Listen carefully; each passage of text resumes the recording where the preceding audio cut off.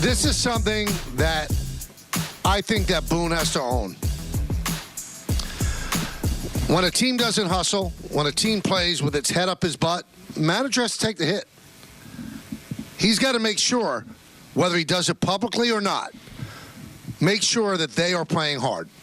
Because there was a stretch there with the Anthony Volpe running home, DJ LeMahieu not running hard to first, not getting into a rundown, what happened with Trent Grisham in center field. That's a bad karma about the team. He's got to change that. But batting this guy there, taking this guy out now, I mean, stop. You don't know what you're talking about, everybody. I'm sorry. But how do you handle that? I don't know. Because he doesn't even seem to be like the kind of person who acknowledges that it's a thing. Not very often. He did a little bit recently. He's done a little bit of acknowledging of not exactly what we're looking at. I don't remember if it was the Volpe. I forget which one it was. But on one of those sort of brain fog situations, he kind of said, hey, we got to be better here. That was Grisham. It was the Grisham one. So, like, he's got to find a way to not kill his players, but at least make clear what's unacceptable. Because unlike some of those other decisions, Michael, which we know are just not his job, to your point, being smart and putting in effort, that will reflect on the manager. So you got to find some way to communicate that to the public without necessarily burying your players. And I thought Buck did it great that first year when he was the Mets manager. Remember, Michael, early in the season, Marte tried to take an extra base at second, got thrown out. It was a bad play. And Buck said, hey, he's aggressive, but he'll know never to do that again. Like, so he kind of half defended, but also let it known, hey, this is unacceptable. The problem I have with Boone, Michael, is that you're making excuses. Oh, Volpe thought it was a double play. Or Grisham's he's just got this slow heartbeat. Like, just say, hey, he'll do better next time, but it's unacceptable. Let me ask you this, though. What if Volpe thought it was a double play? Well, what if Volpe thought it was foul? What if he really did? A lot of these things, the players should be blamed. Hey, Timo Perez thought there was a home run, right? It wasn't. Right. And it's bad. So you look bad. So maybe he gave the answer that was real, but not the one that fans wanted. Maybe Volpe, A, didn't know the rule. That's what I think it was. Yes. And B, maybe Volpe thought it was foul, which I don't get. The ball's right in front of him. Right. I was talking to Lou Merlone of the Red Sox broadcast crew. He said in the minor leagues, they teach you run until the umpire makes the call. You don't ump. You run.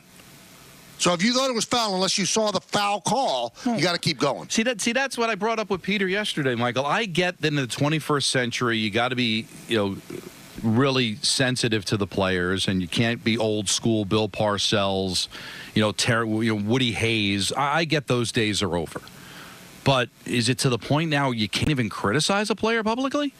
Are they that soft? Are they that much in control that when asked a question about a player, the automatic knee-jerk reaction is to defend him to a fault instead of, hey, I got his back, but you know what? He's got to do better next time. They are that soft. Well, that's a problem because there's other coaches, like somebody brought up, during the Stanley Cup final, Paul Maurice would say that he's got to be better. Like, I can't say that player has to be better. You can defend him. You can say, I still love him. I want him on my team. But you know what? He knows. I know. He's got to play better. Well, you can't. That's too far in baseball? Maybe he tells him to his face. I don't think that you're going to get what you want. You're not going to get a manager saying publicly that something's wrong with the player. We have to trust that managers and coaches do it behind the scenes. But I don't even think they get in faces anymore. But if we're being that lied to, and again, I'm not calling Aaron Boone a liar, but I think that's just the way life is now, is that they're going to tell the media only what they need to know. Like, why do we even bother talking to him? If everything's an organizational decision and his defense of the players is probably just going to be a flat-out lie because that's now what you have to do, like, what are we doing? Like, I don't even watch the post games anymore. I hear the actualities the next day to react to them, but I just don't feel like we're getting any real true information. It feels like we're getting played. Do you think that we have ever in the last 20 years gotten a true answer from a football coach? You're right. Why do we talk to them? Oh, listen, I agree with the Bill Belichick stuff, but there could be a time. I'm sure that, there's been times where Saleh and Dable will say that, we need to do this better or give you at least a reason why they went for it on fourth down. But even those, I can understand a fan saying, I don't even want to hear it anymore. But dealing with hockey, I do think that there are times. Hey, I think the player needs to be better. Hockey's different, Don. You know that. Players are different in hockey. But they just are. But they're all human beings, Michael. And how do you want to be as an announcer? Do you want your program director or your director on the TV to just say everything's great, Michael, you're doing a terrific job, or do you want to be coached? Do you want to be told, hey, different you than need to do professional athletes? It's different. It just is. It shouldn't. It shouldn't. But it be. is. But then there's no authority anymore. Just do whatever you want to. And now we think, or maybe he does it behind closed doors. But I don't know that. We don't know. And I think fans are aggravated because they want to know everything that goes on. They're not going to know. They're not going to know. But I do think that there is something to being called out, because now the world knows that you made a mistake and that you don't have your manager defending you. And then when he compliments you, wouldn't it mean more publicly if he praises you, knowing that, hey, if he didn't like something, he would tell the world that he didn't like I'm sure that they have run these things past psychiatrists. And I'm just saying the Yankees, every team. I know. They all have performance coaches who like coddle the players. Everything's going to be fine. There's guys that deal with anxiety. This is real. So they treat players differently than they did even 10 years ago. But part of, and I'm not going to get into the mental health aspect of it, because obviously that's something that's real.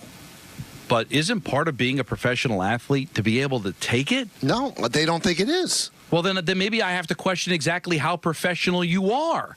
That any bit of adversity, and what grows from that, Michael? What grows from that is the treatment of the media and the fans, and how a player will fold up if he gets booed, and it becomes an issue because you've coddled these players to the point now where any adversity ends up affecting them negatively. And I thought part of being a professional athlete is to be able to handle the adversity, to be able to handle the criticism, to be able to be called out and step up during that. They think that part of being a professional athlete is to do everything possible to extract the most production out of a player. And they feel that the best way to do that is not by criticizing that player.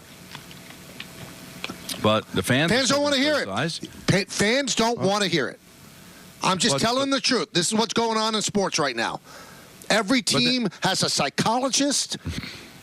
You really, do you think Mickey Mantle went to a psychologist in the clubhouse? All the time. A performance coach? Reset your preset with ESPN New York. Show us you're listening by uploading a photo of a device playing the ESPN New York app for a chance to win a once-in-a-lifetime experience with your favorite radio host.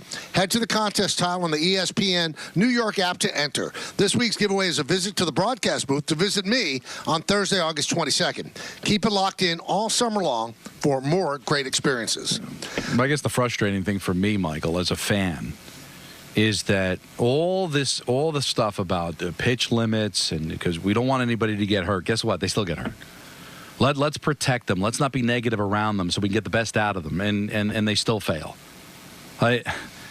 Human beings are human beings. They're going to respond the way they want to respond. Every individual is different. See, that's the problem, that you can't treat everybody the same. Like, some players actually respond to criticism, I'm sure. And there's some players that won't respond to it.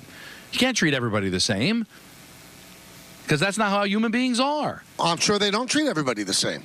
But it feels like in every occasion they do, at least publicly. Well, I mean, the one clear line is they're not going to criticize players in public. They're just not. You could scream and stamp your feet all you want. Fans could scream and stamp their feet all they want. It's not happening. It's not happening.